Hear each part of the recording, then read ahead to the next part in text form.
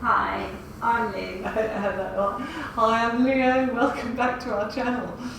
And we're going to be adding Baddha Konasana today. So we're going to be showing you some different ways of practicing this pose. Quite an extreme angle action if your hips are really stiff.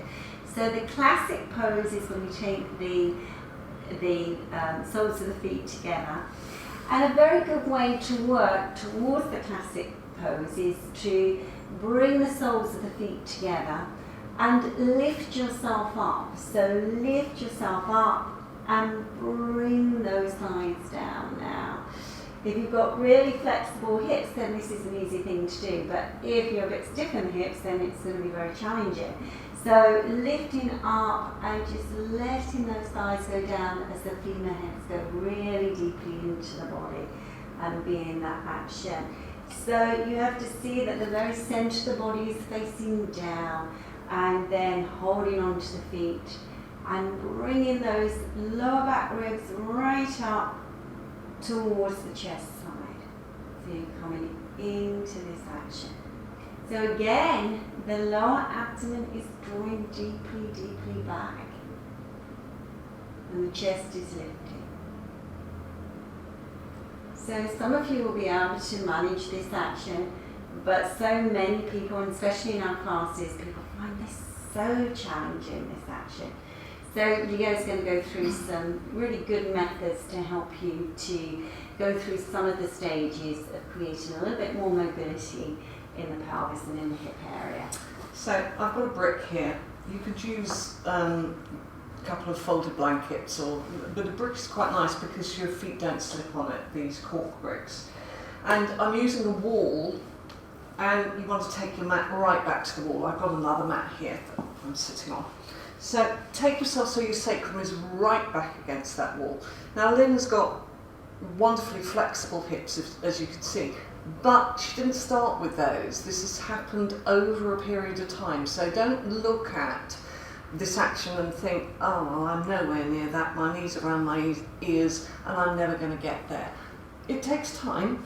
It certainly does take time for those of us whose hips are not naturally in that action, but you can work towards it. So you can see here that I'm taking the brick a little bit away from me and I'm putting the soles of the feet together with the outer edge of the feet onto that brick. And like Lynn did with her action, I'm lifting up and moving myself closer to the wall. Now that wall will support the sacrum, and this action helps to open in the groins. You can move the brick a little bit back, and over time you can move the brick maybe back a little further. And over time, gradually, you'll start to get more opening in your hips. Push the heel bones together and roll these calves outwards. Don't try and get into this too quickly. You know, it's not something that happens in a couple of days.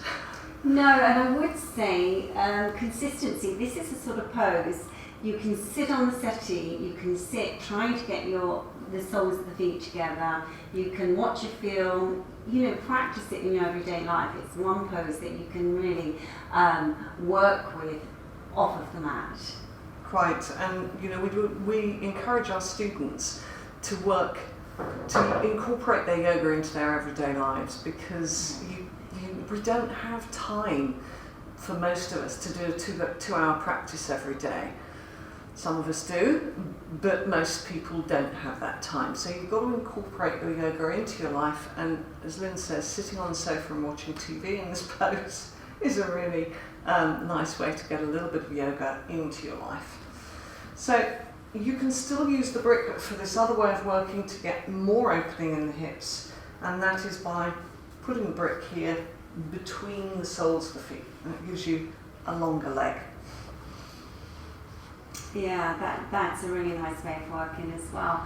And also you can see, and Leo's already mentioned about the calves, And in the Konasana video that you may have seen already, it's a really good way, the classic pose of Konasana, the seated version, of massaging, manipulating those calves. So that's another good pose to do in conjunction with this one.